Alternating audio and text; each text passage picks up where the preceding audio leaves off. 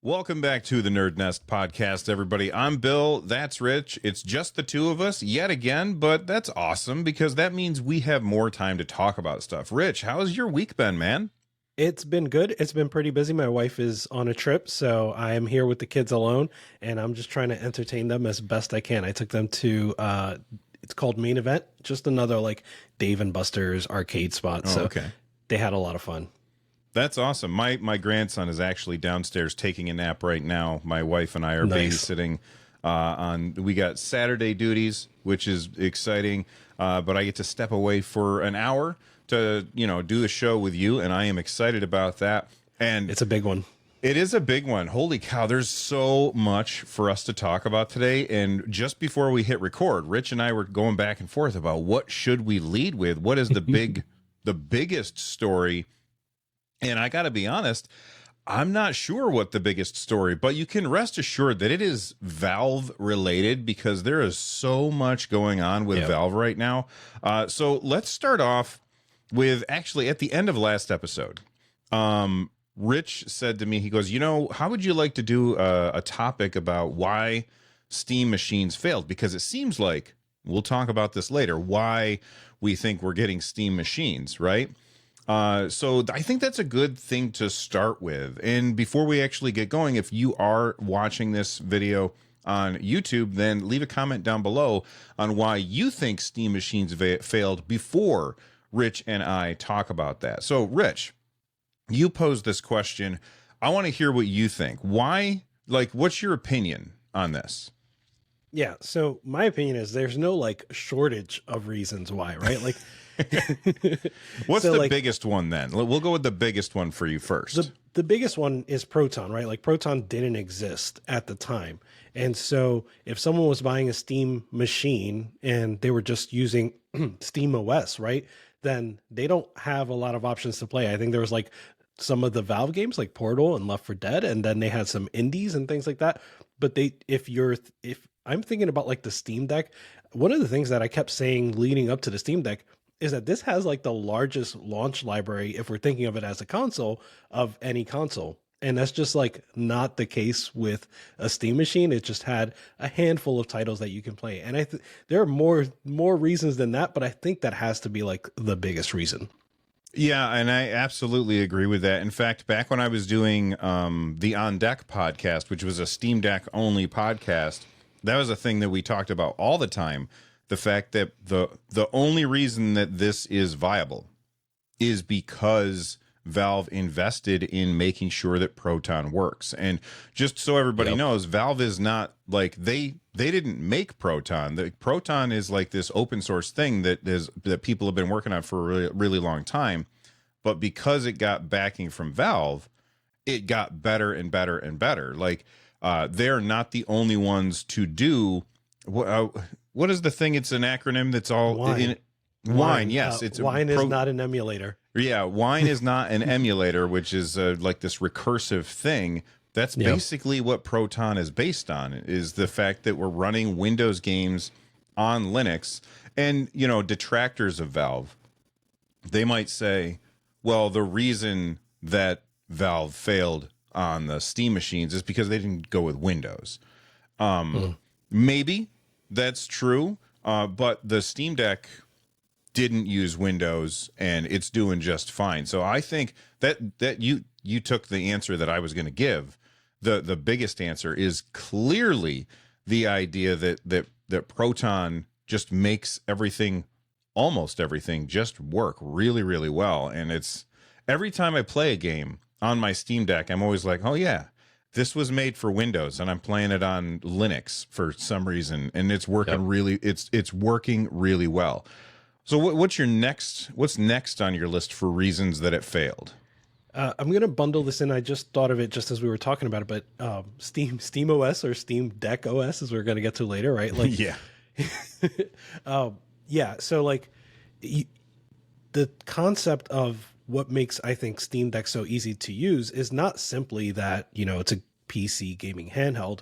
I think they put together an experience, a user experience that is better than just launching something into big picture mode, right? It's all catered specifically to using like a gaming machine and a gaming only machine. Even though it's capable of doing so much more, it's all geared towards gaming, and you kind of have to like break out of that to go to desktop mode and actually use it as a desktop. So that's the next biggest thing. But I also really wanted to mention price, right? Like all of these were third party OEMs that didn't get a cut from the Steam store. So they were pricing them as gaming PCs. And so they were pricing them at I don't know, I don't remember, but I would imagine at least $800, probably upwards of $1,000, right?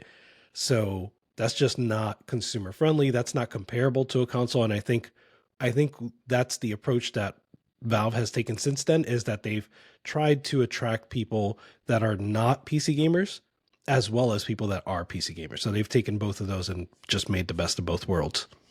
Yeah, to add on to what you're saying about price, what Valve's done with the Steam Deck this time is they've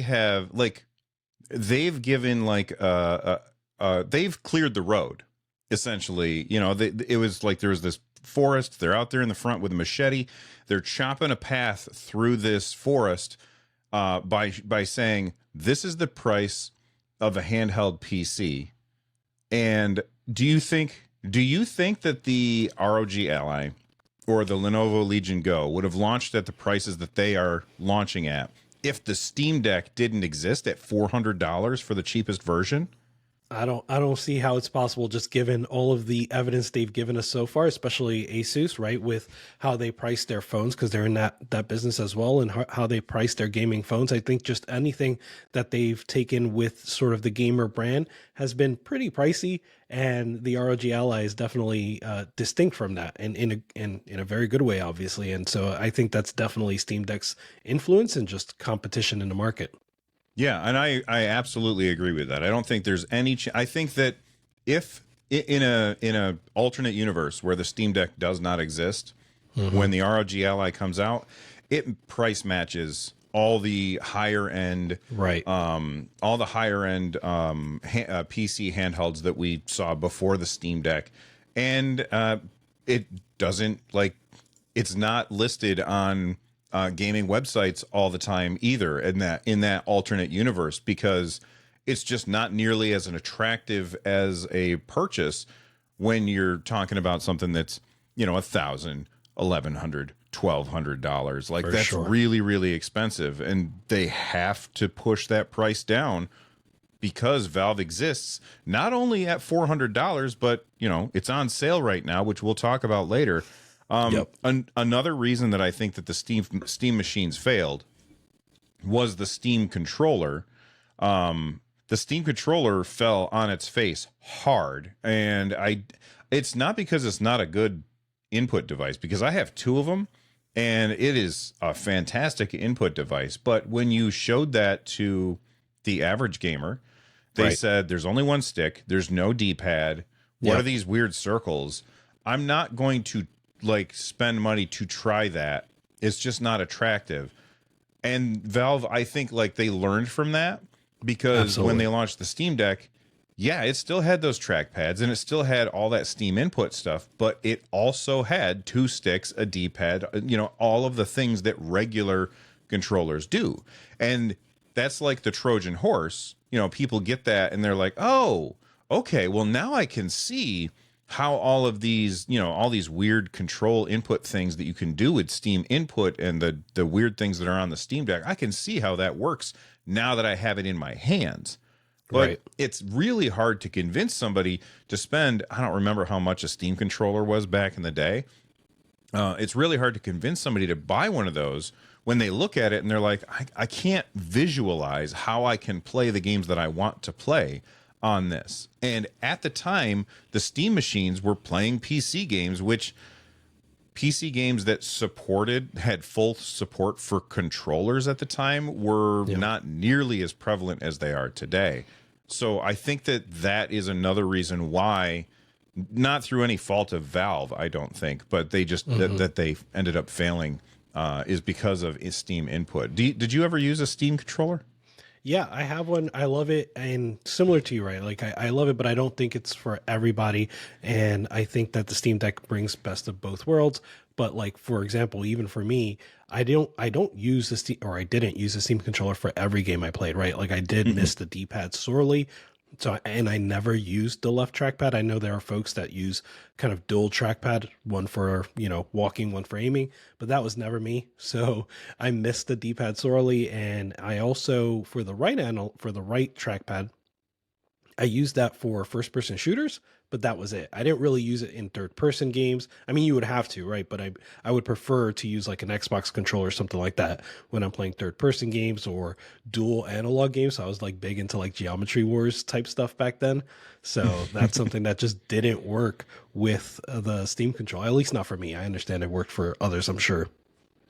I will say you were missing out by not trying the dual trackpad in a first person shooter. That felt Yeah. fantastic. It felt really, really great if you dialed in the settings, but that was a kind of a big ask. Like there was so much. Yeah. I don't want to. There was a lot of work that had to go into figuring out the Steam input stuff, but that's kind of like right up my alley. So like I really Hmm. enjoyed figuring that stuff figuring that stuff out, and Right. dialing in those settings. I always enjoyed that. I almost enjoyed that stuff more than I actually enjoyed playing the game. Like oh, I need to tweak this thing just a little bit in order to get this to behave this way. Like when I was playing New World on my Steam controller, I had followed somebody else's guide. I can't remember who it was, but they had this guide where the haptics on the I'm trying to figure out the right trackpad, when you reach the end and like the edge of the ring and you let go, the haptics would feel almost like it was a stick bouncing back, and it Oh, was like that's really cool. cool. Yeah. But it was a lot of work to get to that point. Like it was more work than it was worth, I think, at some point. Right. And Right. that's another reason why they failed.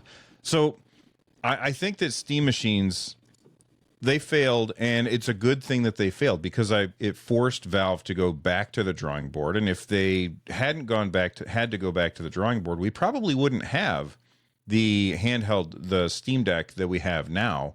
I think we would have a very different gaming landscape where you would have all these very expensive third-party PCs running Steam OS, and I think that failure is the best teacher. And Hmm. I think Valve learned a lot from that failure. And that means we get cooler stuff. So let's move on and talk about some of that cooler stuff, unless you had more reasons that you think it failed. No, I did have a question for you though. Go.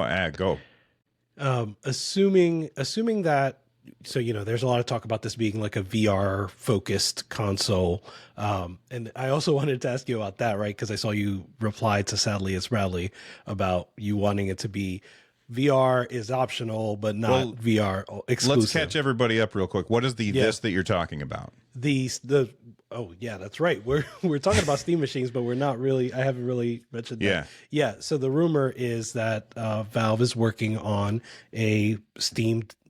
I call it Steam Deck console. That's what I wanted to ask you about. Is what is a good name for this as we're waiting for it to hopefully be announced. But Valve is potentially working on a Steam Deck console. I think what we know is that Valve is doing a lot of work around VR. And we also seem to know that there was some piece of hardware that was certified in Korea for Valve. So we're all kind of putting two and two together, along with other rumors and leaks that we've seen. Mm-hmm. And it seems to be a Steam machine, let's call it, Steam box. that Steam box that is treating virtual reality as a first class citizen. That's the way I'm going to put it. So we don't know if it's VR focused or VR exclusive or something like that, but it seems to be treating VR as a first class citizen. So the first question I have is, do you think they would possibly go back to the name Steam Machine? I mean, I can see this both ways, because on one Hmm. hand, people would say, well, they failed, right? And if they Yeah. failed, then there's this negative connotation that comes along with Steam Machine.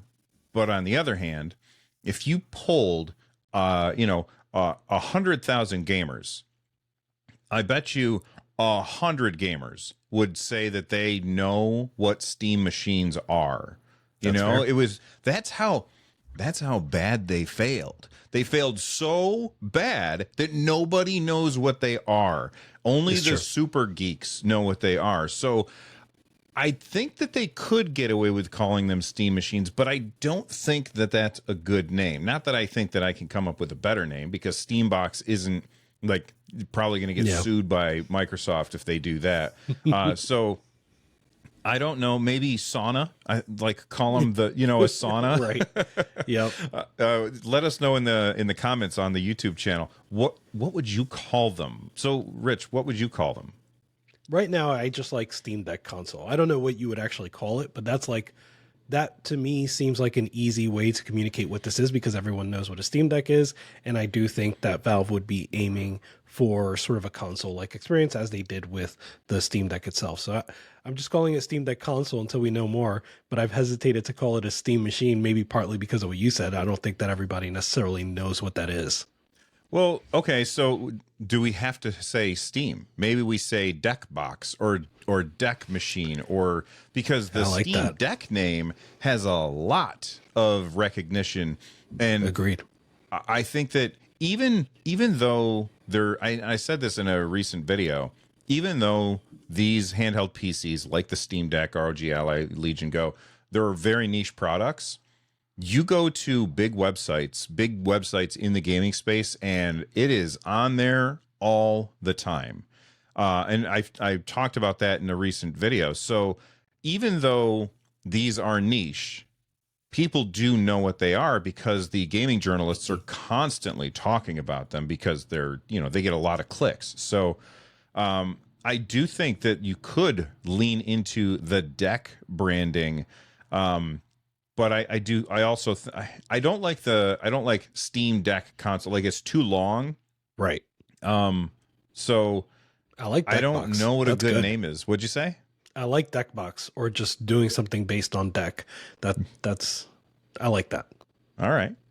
All Yeah. right. So you said you had two questions. I forgot did we Yeah, get so to two questions, or that was one question? The second question was really not a question, but I want to hear your thoughts kind of on what you said to Brad when Brad said he wants basically a VR, almost a VR exclusive, I think is the way I took it, right?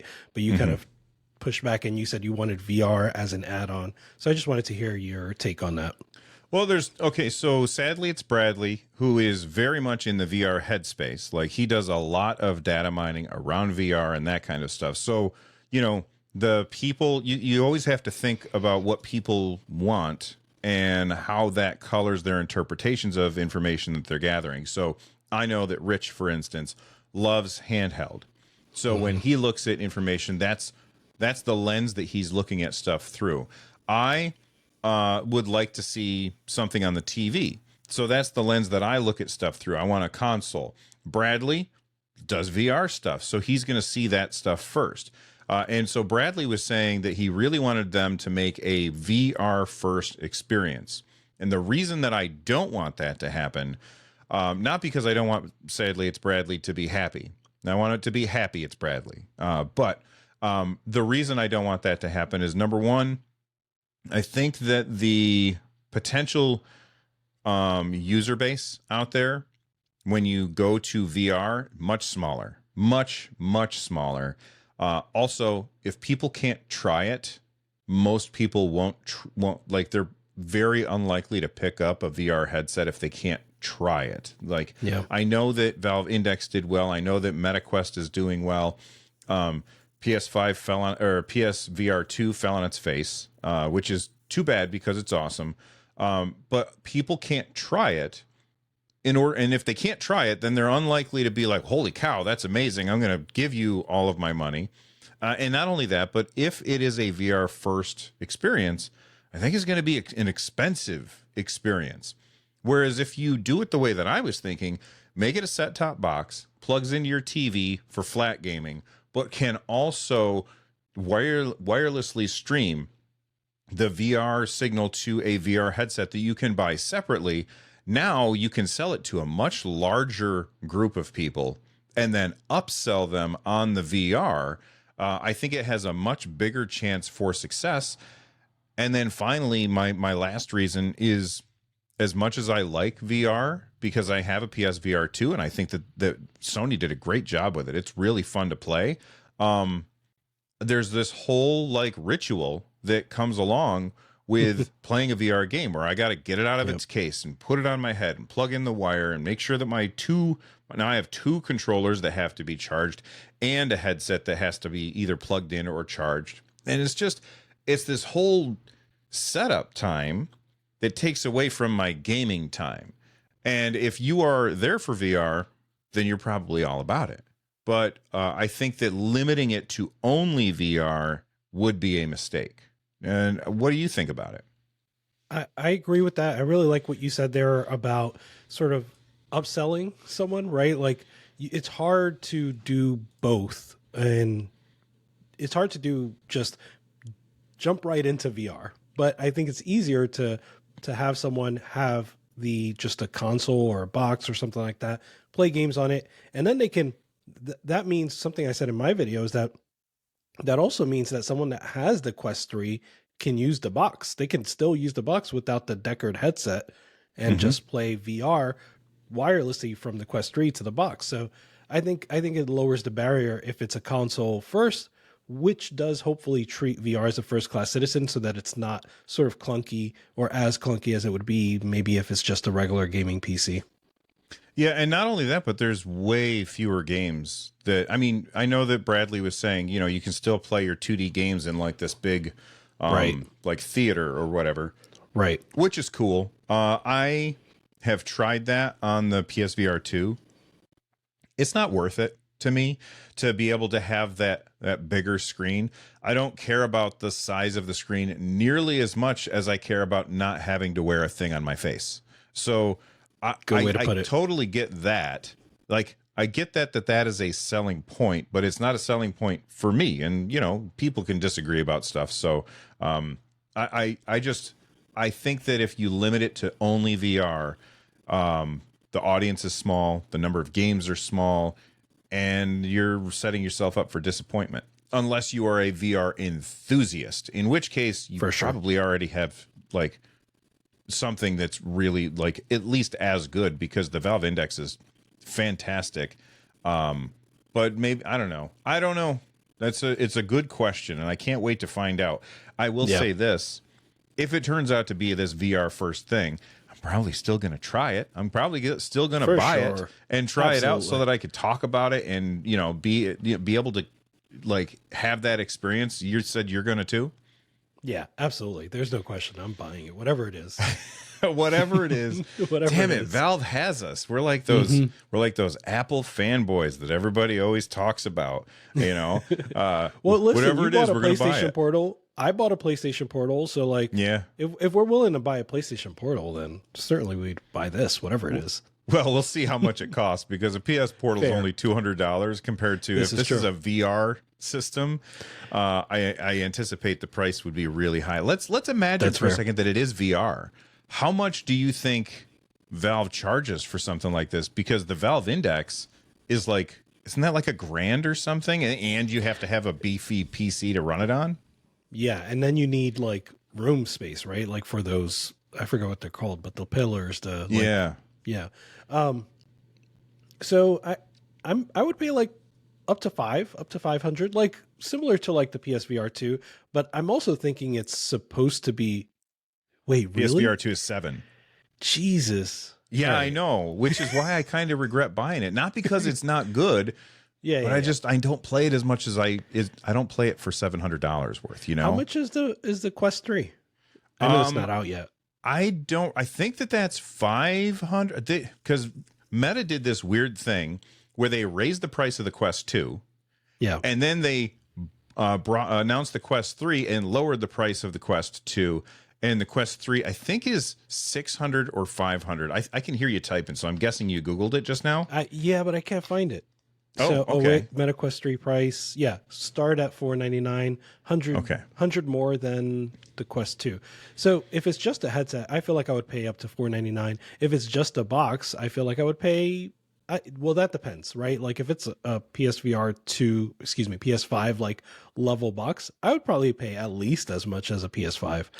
Mm-hmm. Like if it's ray tracing and stuff like that, like I would pay a good deal for that. Yeah, so would I. I would absolutely, I would in a heartbeat. If it's not a VR system, if it's just a console and it's from Valve, in a heartbeat, without thinking about it for a second, I would pay at least $500 for that, because my computer is going to cost way more than that to get Right. to get those upgrades to like the latest whatever. And I like the all-in-one solution.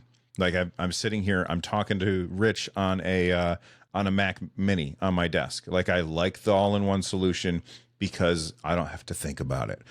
So that's something to look forward to. Now, continuing on with this, this box, whatever it is.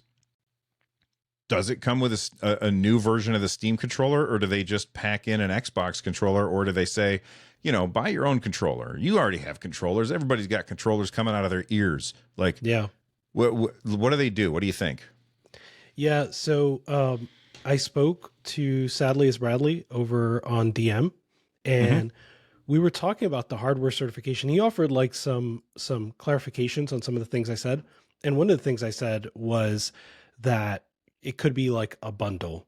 But he said that like the box and the headset and the controller may each need their own certification, specifically if it's a VR. So well, if they're all wireless, then they'll all need their own certification so that they can talk to each other, I think. Yes. So the fact that there's only one certification is like, what is this? Right. So is there another certification coming? There are all these questions. So I do think that if it's VR as an add-on, I think they need to release a Steam controller alongside the box or bundled with the box or something like that. But I think we need a Steam controller too, one that plays more like the Steam Deck. Yeah. Okay. So if it's only one certification, then what if it's a VR headset that has cameras that watches your fingers? Oh, weird. I'm not ready for like that. Yeah. Like, are you gonna be walking around in the latest Doom and you're like pew pew, shooting with your finger? Like right. this? I'm not ready for that. Yeah, that's I a don't bridge think too so far either. for me. I want to have something, something tangible in my hand when I'm playing a game, and the force feedback is cool. And I know that there's games where they have like finger tracking where you're like, okay, I'm going to pick this thing up, and I'm sure that that's cool, but I do prefer to have something that you can feel in your hand when I'm, playing Star Wars, whatever, and I'm swinging around a lightsaber. I like to have the handle of the lightsaber in my hand. Absolutely. All right. So anything else about this? Well, okay. I guess we should transition to the thing that you noticed, or high tech low life noticed right before the show that you told me about, and that is the latest Steam Deck update, which I just put out a video about a few hours ago, and it's SteamOS 3.5 is now here, which it's in the beta. It's in beta right now, and I imagine that it's going to be coming out soon. And we're going to talk about those patch notes later on in the episode. But there's something that I think everybody except for probably High Tech Low Life noticed, and that's that at the very, very top of it, it says Steam Deck OS 3.5 preview. Yep. Is this the first time that we just heard about this before the show? So is this the first time that they've referred to it as Steam Deck OS? Yeah, absolutely. And not only that, but in the blog itself, they do say Steam OS, right? Like it starts out saying Steam OS 3.5 has just been released to the preview channel. So it's only the title of the article that says Steam Deck OS 3.5 preview. And I've never seen this before from Valve. I've seen, obviously YouTubers will say Steam Deck OS. I've seen it on ETA Prime's channel, maybe Takuyudon. I think when people started doing videos about Steam Deck, they wanted to have Steam Deck be like, that's a searchable thing. Right. Steam OS was a lot less searchable, so people were saying For sure. Steam Deck OS a bunch. Yeah. This from Valve, though, is very interesting. Sorry, I did cut you off. What were you saying? No, that's it, right? Like this is really, really interesting. I don't know if I mean, it's not unintentional, right? Meaning it could be that they didn't mean to say Steam Deck OS publicly, but I don't think that they they meant to say Steam OS, and they've been using Steam OS internally the whole time, and then all of a sudden they said Steam Deck OS. So to me, this means that they are possibly not forking, right? Steam OS into the two different, I would say two different right now versions, like Steam Deck OS and Steam VR OS, maybe. But that's just, I mean, that's wild speculation, but I just don't see why they would have called it Steam Deck OS when they've been calling it Steam OS this whole time. iOS, iPad OS, Apple has TV OS on their TV. Like, it makes a lot of sense for them to call this Steam Deck OS. Like that could mean that they've got some other OS that's the same core. Right. It's the same exact core, but it just, has a different user interface or something like that in order to make it more usable for the different input device that you might have. So that's very, very interesting. What do you guys think? Let us know in the comments down below that like button. All right, let's move on. And I guess we talked about the patch notes. Let's look at these patch notes because there's a lot of really good stuff. Bless you. There's a lot of really good stuff in these patch notes. Yeah. And I think we're eating good right now. This is some good stuff. I'm going to bring these up on screen if I can click on the right button. Let's start at the very top where we're talking about the display. It's actually really great. So now they have changed the default color rendering for Steam Deck. It's been adjusted to more mimic the sRGB color gamut. It gives you slightly warmer tones and more vibrant. So basically they're putting Vibrant Deck out of business and making it themselves. And one thing that I really like that they did is my Steam Deck is on the other side of the room because I was playing a game earlier. But if you press the Steam button, bring up the menu, go down to system settings, under display, there's this new thing called adjust display colors, where it brings up this screen and you can change the color vibrance and the color temperature. Native is a lot more like the old Steam, the way that it used to look. So if you don't like the new way, you can go back to the old way. sRGB is definitely more intense colors, but not intense enough to clip so that your gradients will still look good. And then boosted means that you may get some clipping, but it's going to look even brighter. I set mine up and I cranked it all the way over to boosted because it looks fantastic. It looks really, really good. And then color temperature lets you decide if you want to have a more blue tone or a more reddish tone with this. Have you had a chance to mess with this at all, Rich? No, I haven't. I've been sort of outside since yesterday. Obviously I came home last night, but I just been doing stuff. But one thing I do want to point out is that this is still on the preview channel. So if you just, maybe if you're using Decky, for example, and you have a bunch of plugins, maybe don't update just yet because those plugins may break. But yeah, it's on the preview channel, so you should be able to check it out if you're willing to take that chance.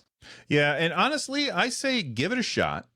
And if you don't like it, go right back to the way it was before because it's super easy to switch back and forth. In fact, I put out a video earlier this week talking about SteamOS 3.6, which people are probably hearing that and they're like, what are you talking about? So if you have dev mode enabled and then you go into the dev mode and turn on like certain settings, you can get access to other channels. And I was on what's called the main channel, which is not the best name for it because that makes people think, oh, is that the one everybody uses? No, it's the one with the most bugs. It's the one that Valve tests stuff internally. Don't use the main channel. I went to the main channel because I had heard that it had SteamOS 3.6 on it. So sure enough, I updated and I was on 3.6. And I had posted a video saying, well, if 3.6 is on the main channel, then SteamOS 3.5 is going to get pushed to preview. And then I was driving down the road, and my wife is he didn't know this, but he's texting Rich is texting my wife because he's texting me, and I'm telling her what to type back, and he's like, "You called it," and I was like, "Should I change my thumbnail?" 'Cause, and he's like, "Nah, leave it alone." But that means that like I was on 3.6, so I got home and I was like, you know what, I'm going to make a video about this.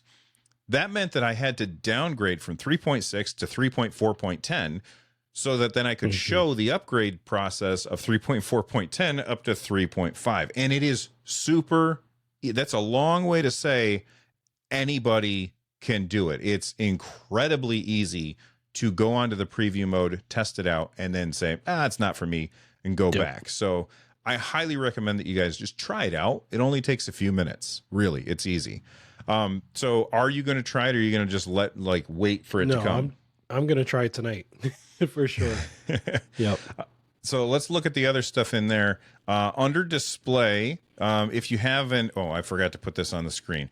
Under display, if you have an HDR TV or a VRR TV, which I don't have a VRR TV, you can now enable those things. You do have to have a supported adapter. So I'm not sure which, because I don't have a VRR display to hook it up to. I don't know, like all of the Steam Deck docks that I have, I don't know which of those will work with that and which won't. And if you have to use HDMI or if you have to use DisplayPort. So do you know which ones will work and which ones won't? I don't. I'm hoping the Valve one should work, right? The Valve dock. So you should. Yeah, you would think so. I don't even know where that is. It's probably in a drawer somewhere because I've been using the JSOX one for external RGB. No, not the RGB one. I've been using the one that has the M.2 drive in it. The RGB one is also around here because, hey, if you guys haven't seen my RGB commercial, I'm really proud of it because it's like so an old 1990s monster truck commercial. I hope that you'll check it out somewhere on my channel. But I've been using the one that has the M.2 drive, which we'll talk about that in a second as well. They also added in, they separated scaling and filtering in the quick access menu so that you could be able to handle different aspect ratios. They added stretch and zoom to that. It's just under the quick access menu. It's really easy to get to. Anything else in display that you think is something that you want to talk about? No. Yeah, okay. I'm excited about the CPU stuff. The CPU stuff. Remind me. In the next section in general. Oh, in the next section. Okay. Mm-hmm. Oh, yeah. I was looking in the display part. Yeah. So take it away. Yeah. So one of the big things they fixed is a SMT performance bug that we didn't really know existed. We just knew that emulation was faster when we disabled SMT. It turns out that was caused by a bug that's been fixed in the main channel, right, where SteamOS 3.5 has been living up till now. And now it's available for all of us on the preview channel. So yeah, it's going to be better for CPU bound games. Yeah. So just for those of people who don't know what SMT is, first off, I forget what it stands for, but it has to do with multi-threading. So you've got a CPU, it has multiple threads going on. If one of the threads ran into a problem, the Steam Deck would essentially say, all right, we're going to throw them all away. And, or if I think it was, if one of them finished early, it would throw them all away. So when you turned off SMT or turned it on, I can't remember. Which one was it, on or off? When you turned it off, when you disabled it, yeah. Yeah, when you disabled that, then you wouldn't run into those issues and you would get a performance boost. Well, that is no longer going to be an issue, so that's supposed to be a really big change. I have not tested that yet myself, though. Yep. A second ago, we were talking about external storage. This thing, for those of you that don't know, this has an M.2 drive built into it, and when you hook up your Steam Deck, it like JSOX had like a script that would run, that would mount that for you. Well, now you're not going to have to do that at all because it's automatically going to mount if you just go into settings and storage. So do you use your external storage much at all? I I mostly did it because of that, right? Like I didn't want to have the script just running, and it was just more convenient not to. I just do everything off of an SD card or something like that. But this is huge for me because yeah, now I don't need a script to run. It just works kind of out of the box. Awesome. What else in general? There's a bunch of fixes. Anything in there that's really exciting for you? Did you see the contents of the performance overlay can now be customized by creating a config file? So that's pretty cool. I think you could probably have done this already, if nothing else, with like bypassing a command line parameter to a config file. But again, this just makes it a lot more convenient. So you just create the config file, and that'll change the overlay for you. Yeah, that's awesome. This is very much like when people kind of hacked their own startup screens onto the Steam Deck, and then Valve was like, "Oh, well, we can sell those to you for fake points, so we'll do that for you." And this reminds me of World of Warcraft. World of Warcraft, they would have this moddable user interface, and then people would come up with these awesome ideas, and Blizzard would say, "That's a great idea. We're just going to build that into World of Warcraft automatically, and you won't need that mod anymore." With Valve doing this, that means they're going to have a whole bunch of people that are going to come up with these awesome versions of like the performance overlay. So, for me, one of the things I really care about, I want to see the frame graph, I want to see the time, and I want to see the battery. And those are really the things that I care about the most, those things. I don't really care about how much RAM is being used. I don't really care about how much CPU, like if I'm CPU bound or GPU bound when I'm playing a game.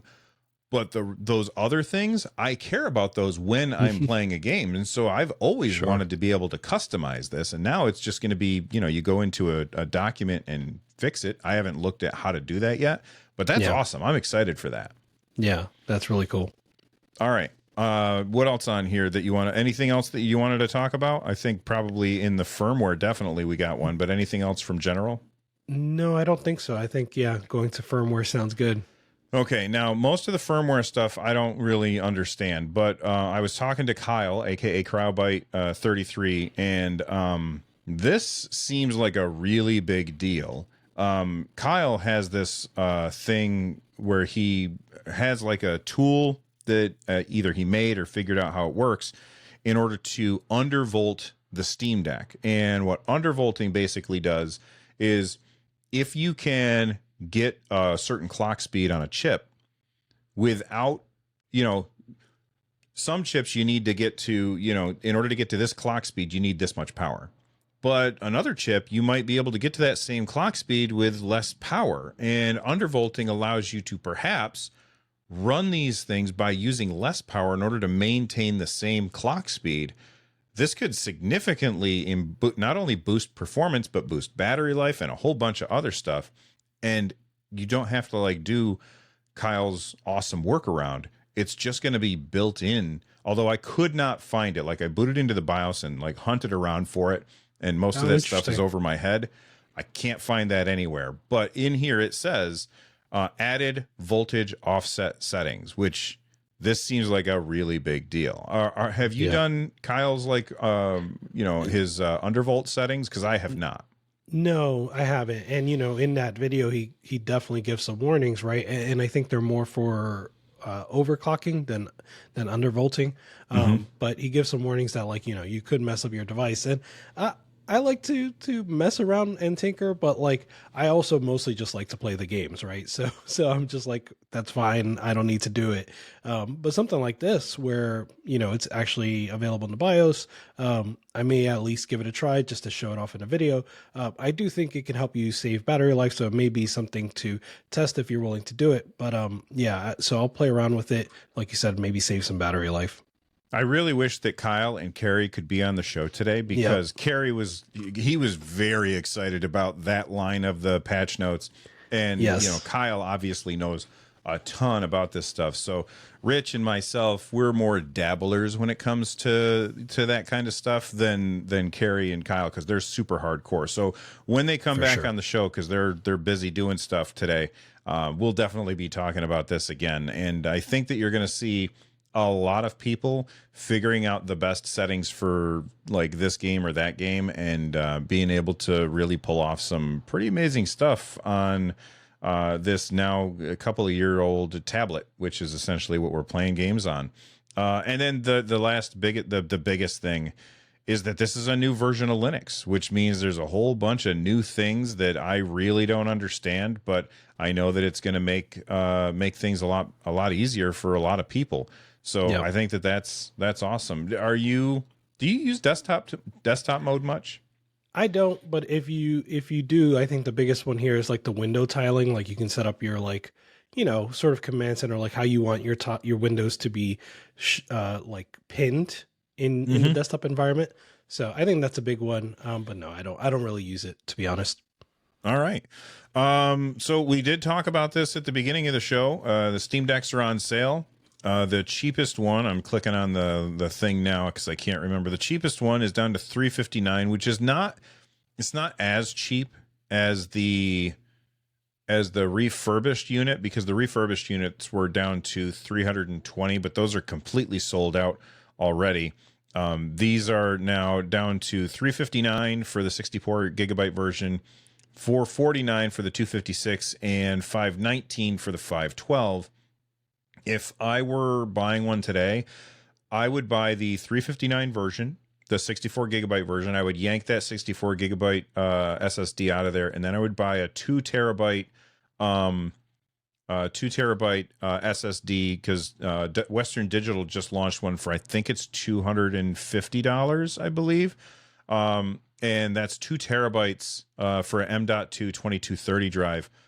And so for that, you're at about $600, which is only like that's cheaper than getting the most expensive Steam Deck, and you're getting quadruple the storage that you would get on that most expensive Steam Deck. You got any purchasing recommendations for people other than that one? The dock is on sale too. Oh yeah, I forgot about that. Off. Yeah, so that's a nice one. And then I think we both have some videos where we're like, if you want to pick up some games, there's some really good games you can always pick up, like Super Meat Boy, Batman Arkham City, or Arkham Knight. So yeah, check those out. There are going to be some good sales, I'm sure. Absolutely. And I think the next Steam sale, I think, is happening in November. That's going to be like the autumn sale, I think is what they call it. That one's coming up in November, and there's always so many ridiculous deals. Or Humble Bundle. Like, I have so many games on my Steam Deck because of Humble Bundle. So if you're getting a Steam Deck real cheap, you can fill that thing up with games like that even if you've never played a game on Steam before, because that's the biggest advantage to playing games on PC, in my opinion, is how cheap you can get games all the time. Yep. There are actually a few good bundles out now that you mentioned it. So I think the one that caught my eye was the Prestige Collection on Fanatical.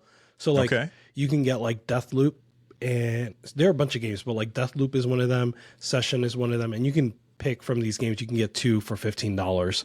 So the ones that caught my eye personally were Deathloop and Session. So it's a good bundle to check out. Yeah, absolutely. And if you guys know of like games that are on sale right now that are like not you can't miss games, like you got to play them, let us know in the comments down below. All right. What do you want to talk about next? Because I've been pushing us along on this. Oh, wait. You had I pressed something by mistake, but I Control Z. We're good. Control Z. There we go. You did add in there the show notes this thing about the VR appliance, which we forgot to talk about that. Yeah, we did. So I'll share my screen, I think. Yes. Let's try that. We'll see if it works. I'm going to use a new recording software, so if it doesn't show up, it looks like it's going to work. There Yeah, we go. I I think it can see worked. it. All right. Yeah, so Pierre Loot or Plagman had posted in a Discord. I guess someone asked him about sort of this theory of doing a VR focused console, and apparently they had thought about doing it for the Index. And he said that we wanted to do it alongside the Index, but Proton wasn't ready at the time, so we talked about that. He also said it would have been also stupid expensive, and buying something at a high end PC price doesn't make sense if we don't have a good desktop slash everything story. And the phrasing here is interesting. He says, and that definitely isn't ready either. So did he mean it wasn't ready at the time, or it isn't ready now if they're going Yeah. to do that now? And then finally, yeah, the actual hardware will work. It's just a PC case and a main board to go in it. So I think for some people, this sort of shot down the theory that they're working on something like this now. Not for me, but maybe I'm just huffing copium right now. I mean, I do think they're working on something, but at the same time, you have to imagine, like he's just replying to somebody on Discord. It's not like he's sending it through. Exactly. Hey, can we get PR to weigh in on this Discord message before I send it?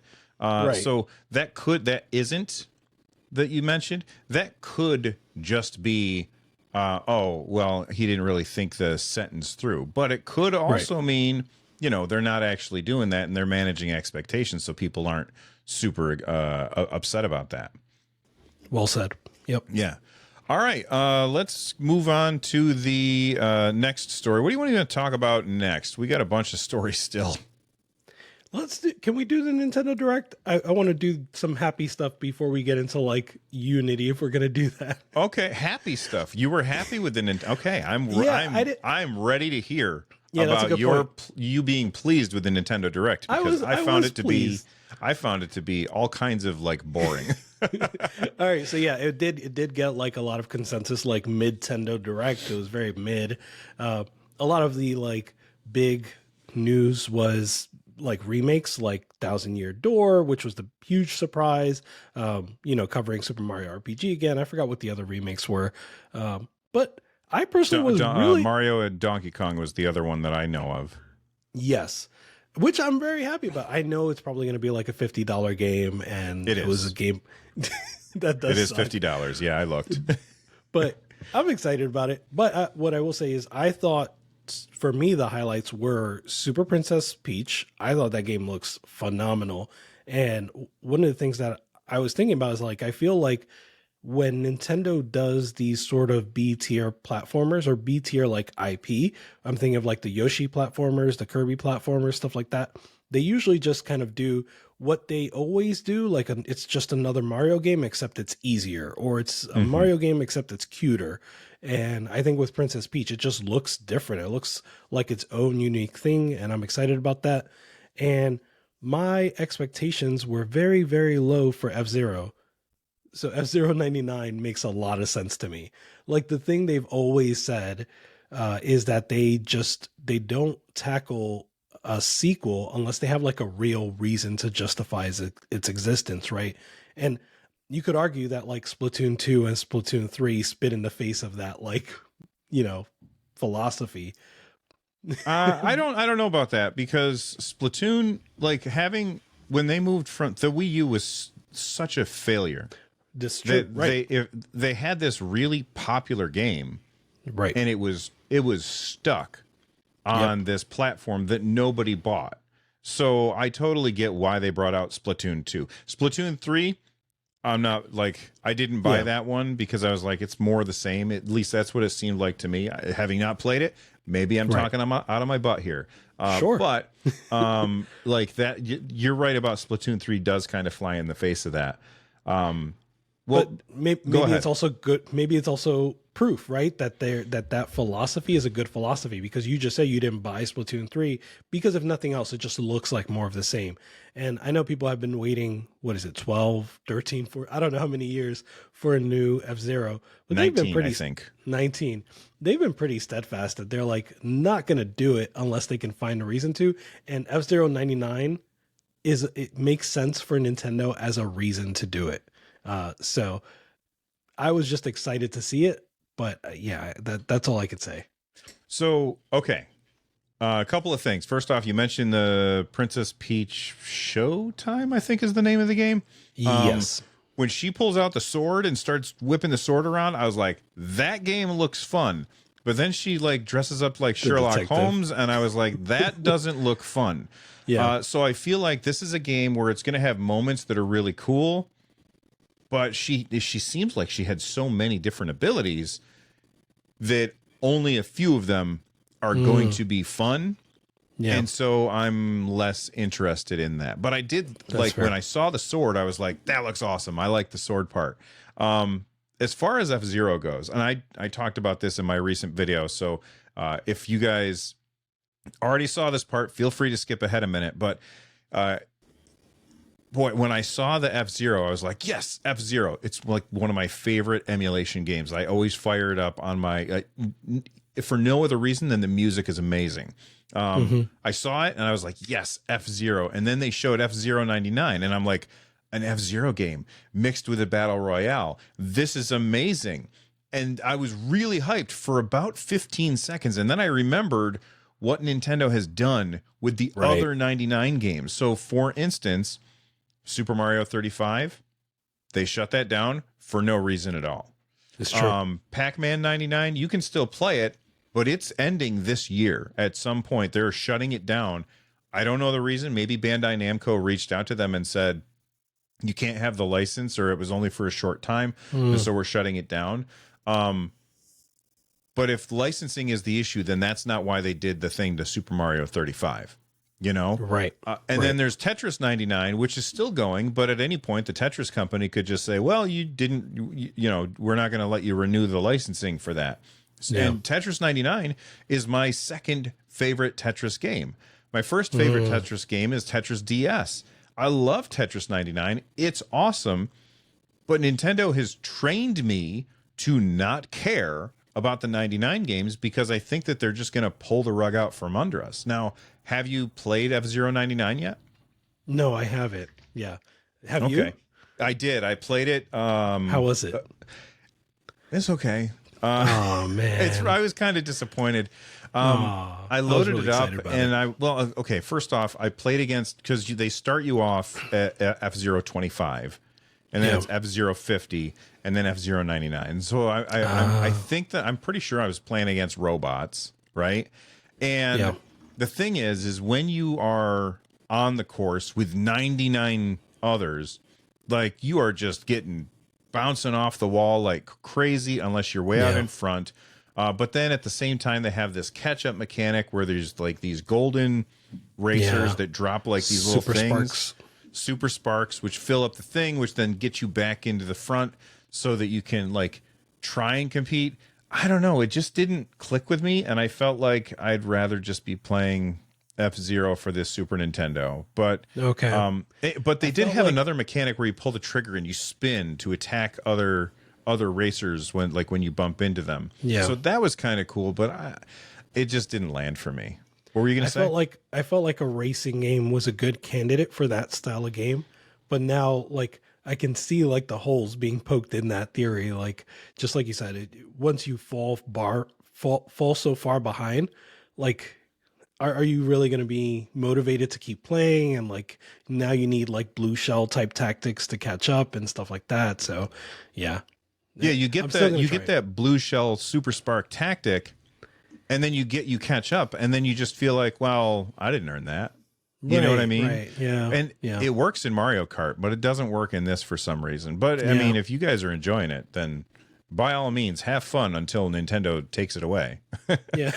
Right. A couple more games I'm going to point out real quick from the Direct. Contra. That looks good. Yeah, that looks cool. And it's by WayForward, who makes really good 2D action platformers. So it's like a good company handling this port or this remake, really, right? Re-envisioning. So I'm excited about that. And then I'm disappointed that this is not coming to PC, but Unicorn Overlord is a new game from Vanillaware. Yeah, so I think I skipped over that part. Like you probably did. I did. I have to admit, when I was watching the direct, I had my fingers on the JKL keys so that I could hit L and skip ahead because I was bored. So I might have missed a couple things, but go ahead. Yeah. So it's like a high fantasy tactical RPG. So like it's one of those things that like if you're not into it, it's easy to skip over it.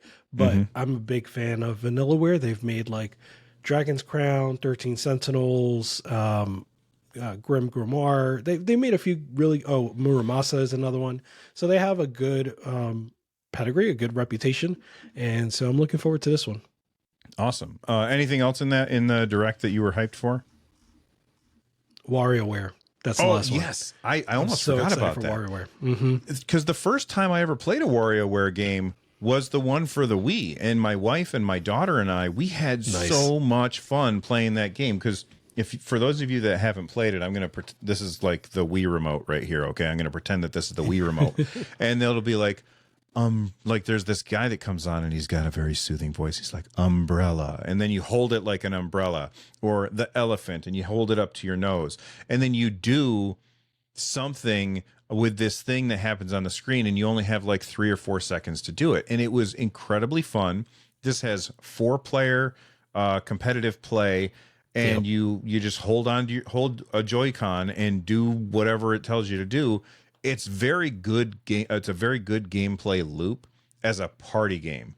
I would never, if you're not playing it with people, do not spend a dime on this game because it's only going to be fun with people. And if you've got young kids, buy it instantaneously. It's going to be a blast. I have 2 young kids, and we're going to love this, right? Just playing this. The only thing is you have to use both Joy-Cons, it looks like. So I only have 2 pairs, so now I got to go out and buy at least 1 more pair, if not 2 more pair. And that's $70 right there, right? Yeah. So it's not cheap. I forgot. I didn't really. Yeah, because that's right. Because they showed some of the poses. In one of the poses, you hold the Joy-Con out, your right hand out in front, and you put your left hand behind you. Yeah. And so you do have to have both Joy-Cons. That is a brilliant move, Nintendo. People are going to have to buy more Joy-Cons, and that will eventually drift, and then we can then you can buy more of them. Yep. All right. Well, I mean, since we talked about Nintendo, we might as well mention the PlayStation. I hate their name of it. State of Play. Thank you. It's so the State of Play. You talked about the things that you were excited about. For the State of Play, for me, I was excited about Final Fantasy Rebirth. I didn't finish Final Fantasy Remake, but this, maybe this will motivate me to finish Final Fantasy Remake because I thought Final Fantasy VII Remake was unbelievably good. I love that game. It is my favorite battle system in any of the Final Fantasy games. The Final Fantasy VII Remake one, I thought it was just awesome. But, shiny things distracted me and I never finished it. I need to finish it so that I can play this when it comes out in February. And then obviously I was excited. I mean, I'm looking forward to Spider-Man, but I felt like nothing in the State of Play, like the point of a trailer is to take whatever your hype level is and move it up a little bit. Yeah. And if your hype level's way down here, it's supposed to bring it up a little bit. If your hype level's way up here, it's supposed to bring it up a little bit more. And nothing in the State of Play moved my hype meter at all. I was just like, okay, I still want to play that game. Moving on. Did anything move your hype meter? No, I was similar to how you were with the direct. I had my hands on the JKL keys, figuratively because I was on the phone. But I was out at the time taking my son to basketball, so I was watching on the phone. And I think because of that, I missed the fact that a lot of these were maybe meant to, like you said, raise your hype. Because for me, I was just like, they're talking about this again. I don't need to see this. Like I'm good. So yeah, I like you said, I'm excited for Spider-Man already. I'm excited for, what was the other one? Final Fantasy 7. I'm super excited about Rebirth. So there was nothing sort of there for me to like grasp onto. I was just like, yeah, more of the same. Got it. Cool. But the thing is, one thing that I was my expectation, I was really excited because in the description on the YouTube channel, it said that they were going to talk about PSVR 2 stuff. and they like Yeah. mentioned 3 games. Yeah. And I was like, man, I really wanted, I spent $700 on this thing. Sell me Yeah. some damn games, Sony. I'm Right. so disappointed. Like, there was very little PSVR 2 stuff. And if they had just not mentioned PSVR 2, but Yeah. then showed some PSVR 2 stuff, I probably would have been a little more forgiving for them. But I feel like, man, I was really hyped for the PSVR 2, and it Yep. has been a disappointment, and it's not because it's not good.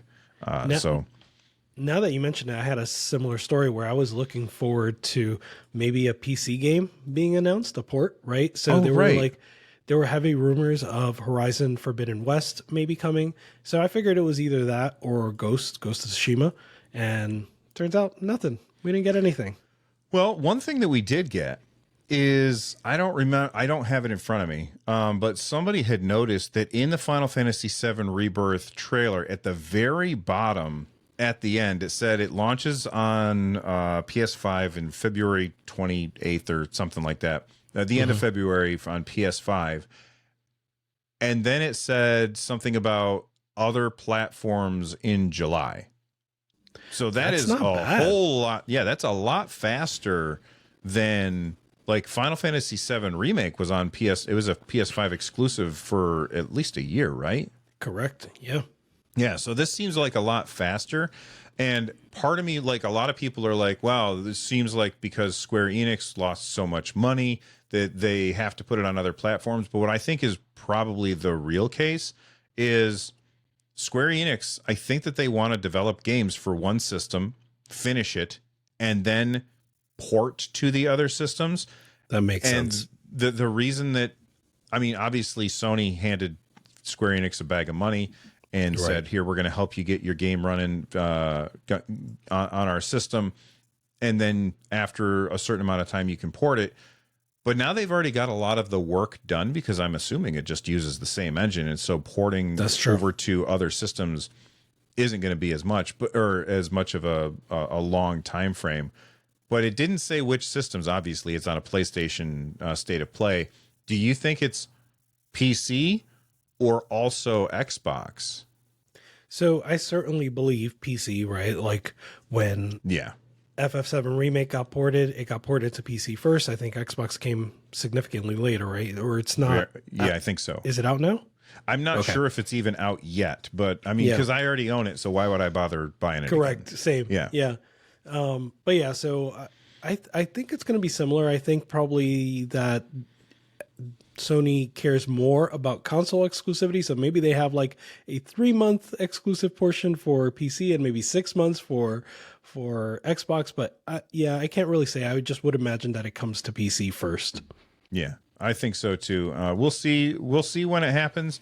I will probably just keep buying it on my PlayStation 5 because I have an SSD, because storage on a PS5 is cheaper than storage on an Xbox. And so that's where I end up buying most of my games, because the Xbox expansion cards are way overpriced. And it's because they did that weird proprietary thing. Sony just did an M.2 drive, which is awesome. Do we want to talk about the Unity thing, or do we want to move on to that game that you told me about? And I was like, what? Let's go to that game. Okay, go ahead. Tell everybody about that game that you surprised me with today. So it was coming in hot for me too, right? Like I just saw tidbits of it, but Titanfall got its first major update in years.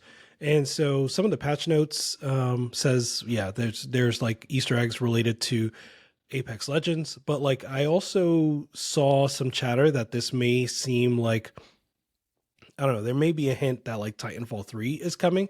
But either way, we're back to like 20,000 people plus playing Titanfall 2 online. So yeah, I think it's big. The main thing that they addressed, right, was I believe the DDoS attacks that were prevalent in Titanfall 2 before, and they ended up just either taking it down entirely, but either way, just not supporting it. And I think they addressed that. So now players are actually able to play again, and that's what's bringing people back. And what people see from that is that clearly we all want some Titanfall action. So 20,000 players concurrently, that's huge. So I think that's going to be a big sort of hint for other people or for Who owns this? EA? It's run by EA. Respawn, is it Respawn? Yeah, Respawn. Yep, Okay. Respawn. So I think that's going to be a big hint for EA and Respawn that people like this game and want more of it. Well, I mean, the game was pretty much universally acclaimed, and Mm-hmm. then I think that there was leaks that they were working on Titanfall 3, and then EA told Respawn it might be another company, it might not be Respawn, I can't remember. No, you're right. It is Respawn. It is okay. Yep. I think they said that EA told Respawn, well, you're working on Apex Legends, so you got to shelf Titanfall 3, and I guess that information had leaked last year, or maybe it was early this year, and people were like, what the hell, man, we all want Titanfall 3. And of course, the suits are like, well, I mean, these live service games make way more money, so we gotta put our resources where they're gonna make us the most bank. I understand why they do that, but people are clamoring for this game. I ended up picking up Titanfall. I never played the first one. I picked up Titanfall 2 for $5, I think, during some Steam sale. And when I played that game, I was blown away at how amazing it is. It is a really fantastic game. And then my son, he came up, and I was very early on, but I was sitting up here with my daughter's boyfriend, and we were just chatting about stuff, and my son was sitting over on the couch playing Titanfall 2. And I mean, if you haven't played any Titanfall yet, I'm sorry, there's going to be slight spoilers that aren't related to the story here.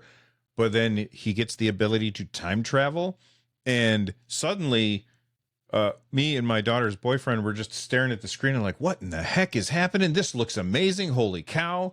And my daughter's boyfriend went home and bought the game because he saw my son playing it. Like, there's some really cool things in Titanfall that I want to see go somewhere. And if for no other reason, then I don't feel like playing Apex Legends. But the movement in the Titanfall and Apex Legends games feels better than in any other shooter that has ever existed, in my opinion. The movement is amazing. You feel like a little god as you slide and wall run around stuff and double jump. It's just, and grapple hook or whatever. It's amazing. Yep. So, did you end up finishing that game? No, but I played up to that point. I think the time travel. So like I played a good few hours of Titanfall 2, the single player, and it was great. I played a little bit of the multiplayer. I was out of my element. Like all of those movement mechanics, right? Like people having mastered them already and me just coming into it fresh. It was tough, but it was fun. One more piece of data. I mentioned 20,000, 22,000. I didn't realize the all-time peak for this game is 27,000. So now the 24-hour peak, just in the last 24 hours, they reached 22,000. So they're like 80, 90% there, right? So, and how old is this game? At least 2 years. No, it's older than that. Much more than that. Yeah. Yeah, because it was before Apex Legends. How old is this game? Well, however old it is, it's old, and for them to almost reach like launch levels of peak concurrent players, that's really impressive. Rich has an answer for us. Rich, 2016, and it's currently on sale for $299. $299. Listen, everybody, if you don't have this game yet, go buy it right now. It's awesome. It's a fantastic shooter. You're gonna love it. I guarantee it. All right. Sure. Anything else that you want to hit before we get out of here for the end of the show, Rich? No, I think we covered everything. All right. Tell everybody about your next video, man. All right. So, on Fan the Deck, there's going to be I'm going to cover SteamOS 3.5. And there are a few other pieces of news. Citra, I think, they've got like Vulkan support coming. So, there's some good news coming. So, I'll cover that in my news videos this week. Awesome. Fan the Deck. I put out I'm sorry. I cut you off. What were you saying at the end there? I just said on Fan the Deck. Oh, on Fan the Deck. Okay. And also, hey, guys, he's got another YouTube channel. It's called Fan the Games. He doesn't post there very often, but you should go and subscribe to it right now. All right. Thank you. Thank you guys for watching us. And if you enjoyed this video, then you're probably going to enjoy whichever one is on screen right now. From the Nerd Nest, I'm Bill. That's Rich. Stay rad, everybody. Peace.